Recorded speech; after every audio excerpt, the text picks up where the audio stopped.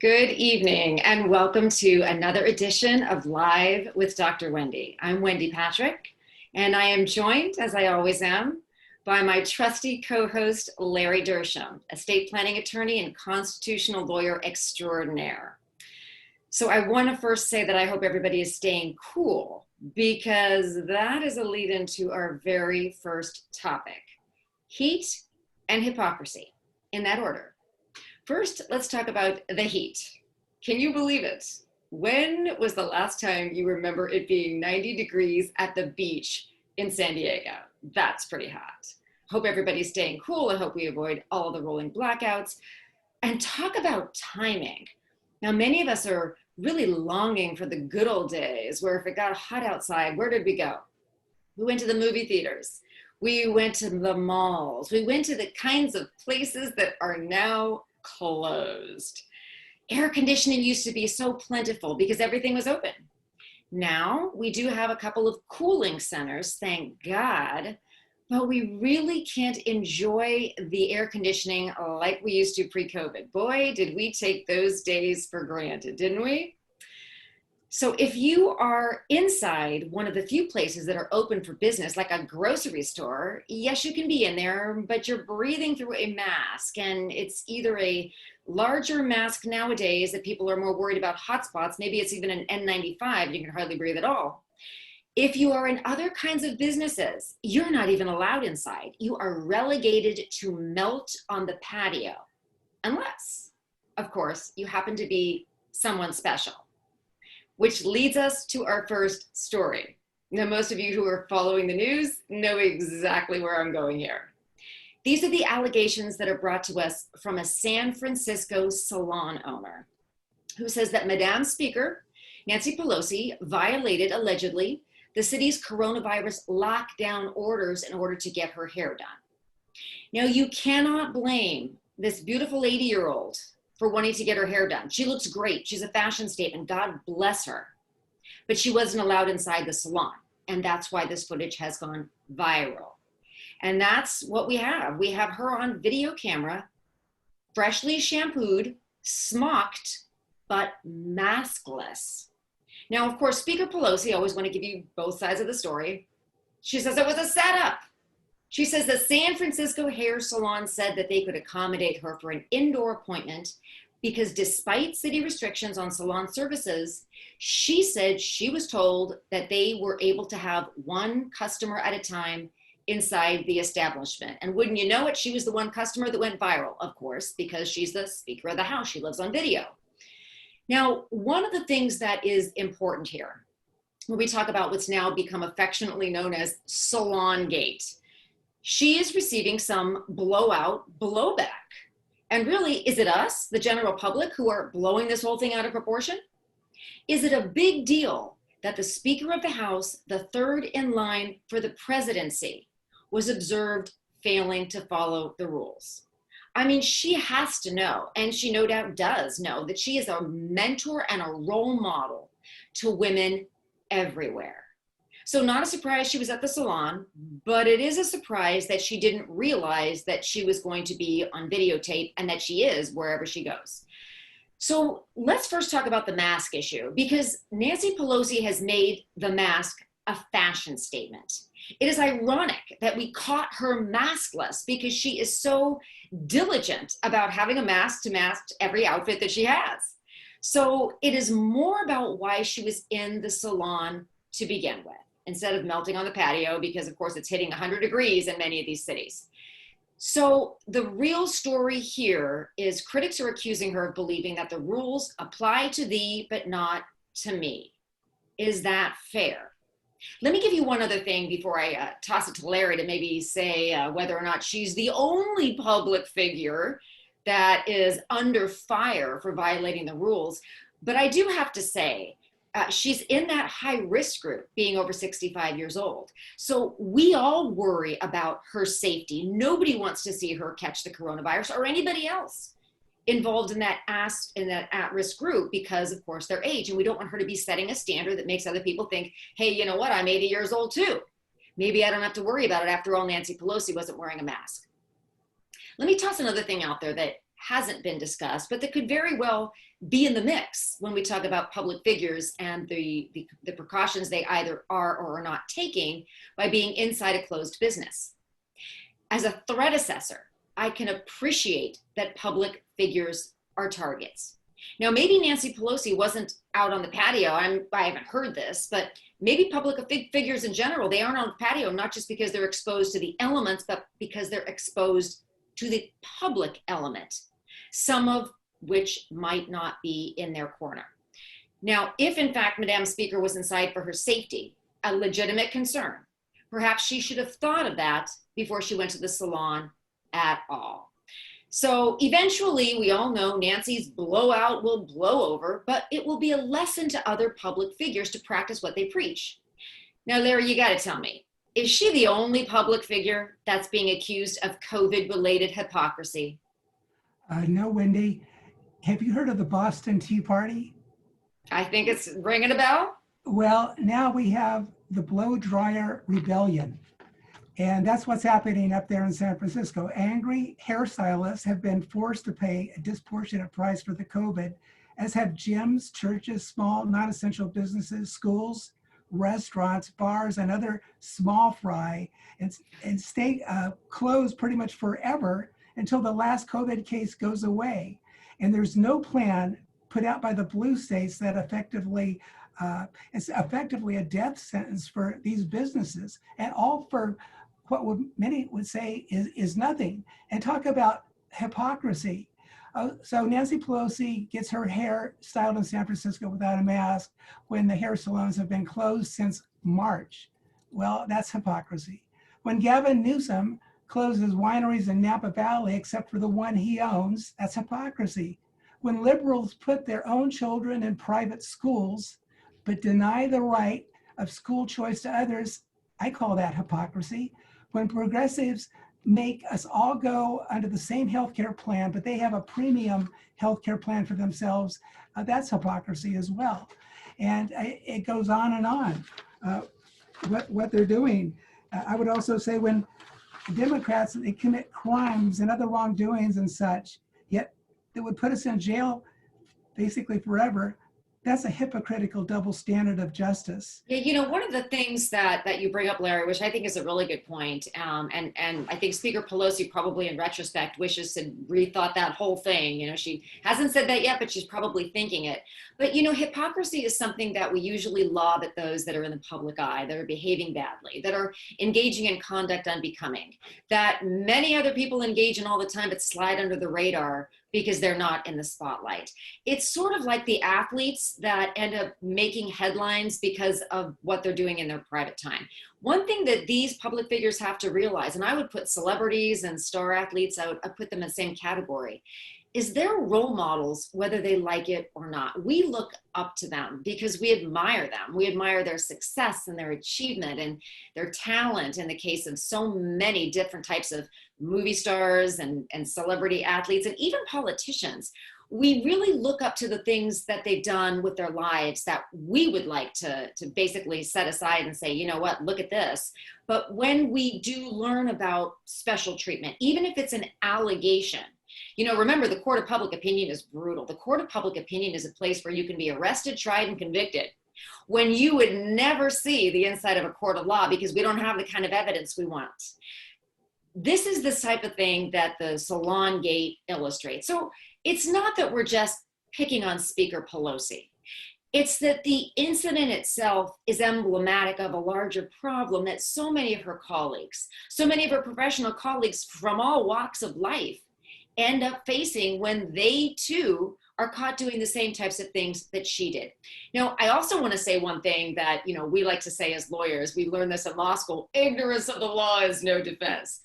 But it's a mitigant. It sure is a mitigant when we're not talking about criminal liability, but we're simply talking about behaving badly. So if Speaker Pelosi didn't know, she does now. And it's one of these things she probably will never do again.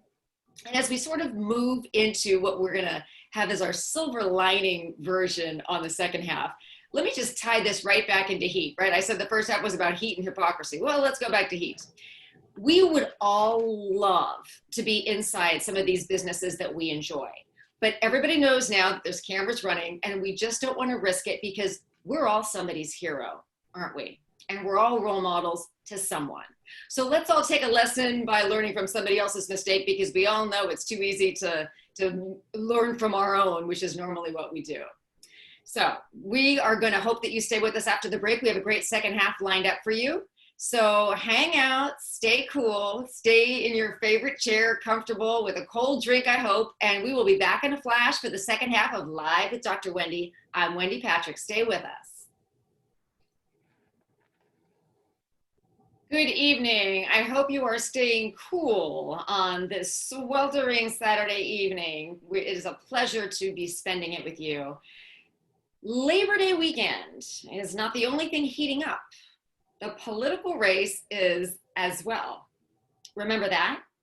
We've been talking about so many other things this summer, especially violence and the virus. Those two dueling narratives have dominated the news cycle. But we also have a political election coming up, and both candidates are making both of those issues front and center. So how do we make sense of all of the rhetoric that we're hearing, of all of the allegations and both sides and the stories and the news cycle? Well, we also have to consider the fact that the presidential election is now just 2 months away. Who in the world can we turn to help us make sense of this? Larry, is it true we have a very special guest tonight to help us understand some very important points about the major political parties that will be competing for our affection in November? We do. Yes, Wendy, today I'd like to introduce to you and our listening audience Dr. Carol M. Swain. Dr. Swain is an award-winning political scientist, a former professor of political science and professor of law at Vanderbilt University, and she's passionate about empowering others to raise their voices in the public square. She's an author of numerous books, including Black Faces, Black Interests, The Representation of African Americans in Congress, that was published by Harvard University Press, that won the Woodrow Wilson Prize for Best Book published in the US on government politics or international affairs. And it was cited twice by the US Supreme Court. Dr. Swain is also a public speaker and political commentator who has appeared on ABC, Headline News, CNN, Fox News, as well. She's been in a number of theater release documentaries. Welcome to the show, Dr. Swain. Dr. Swain, I have to say that I've researched you and read a lot about you, and I understand you are one of 12 children. Is that right?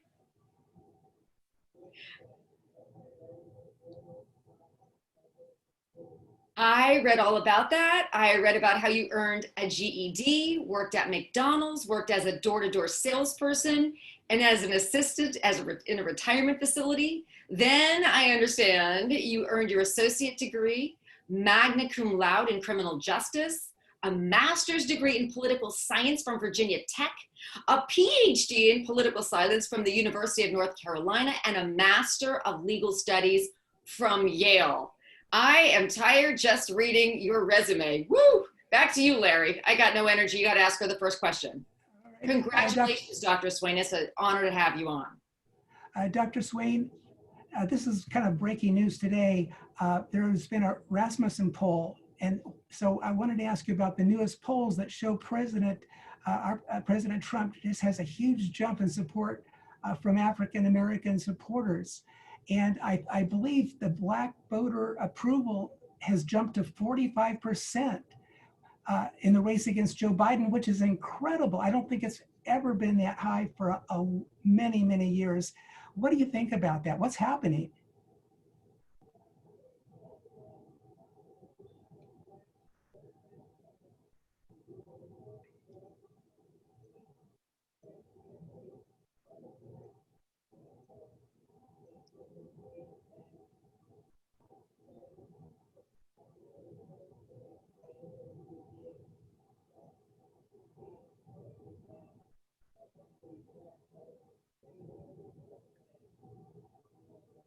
Dr. Swain, what? No, go ahead.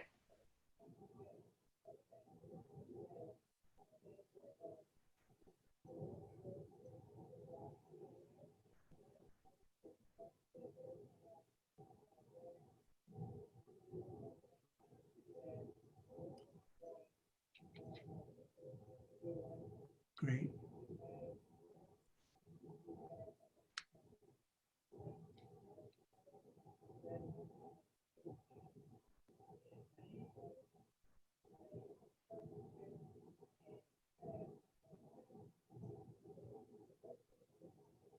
Yes.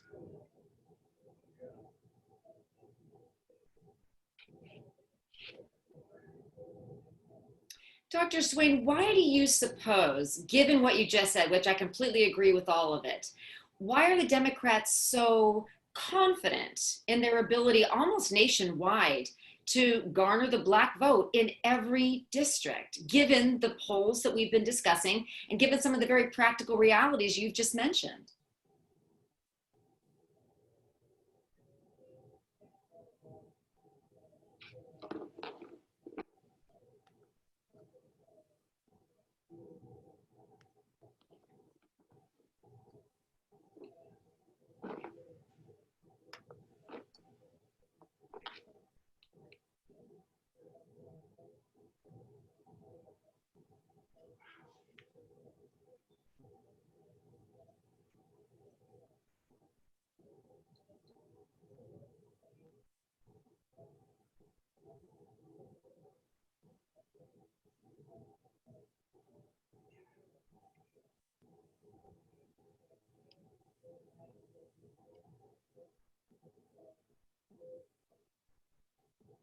That's great.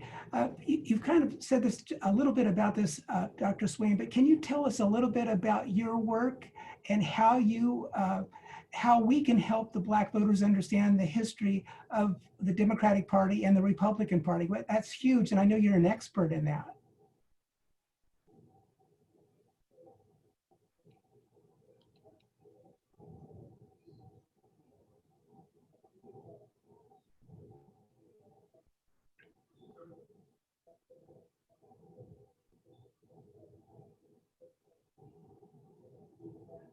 I've seen Wow. that. It's wonderful. It's a wonderful. I've seen that one. I love it. I've seen it several times actually.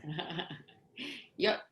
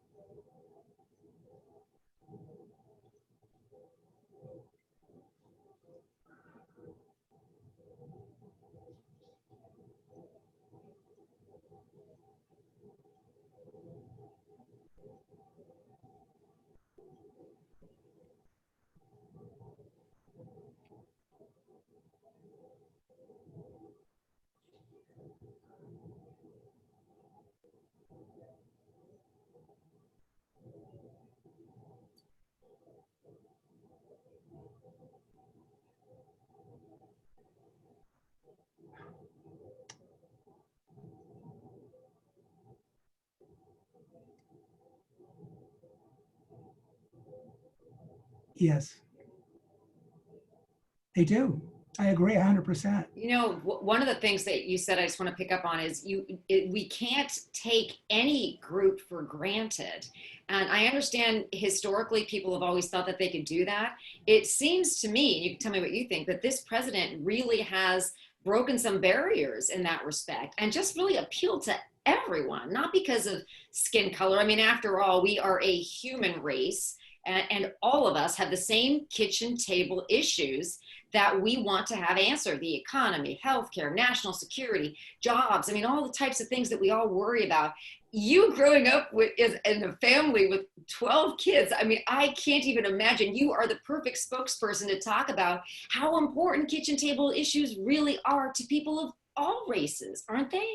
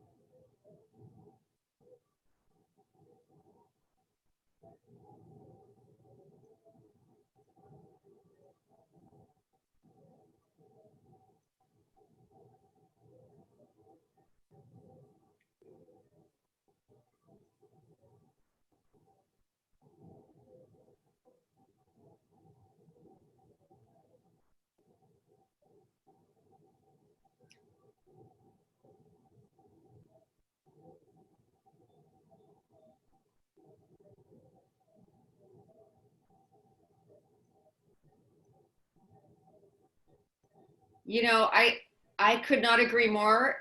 I could not agree more. Dr. Swain, very quickly before we end, I know the answer might be everywhere, but what's the best place for people to find you online to learn more?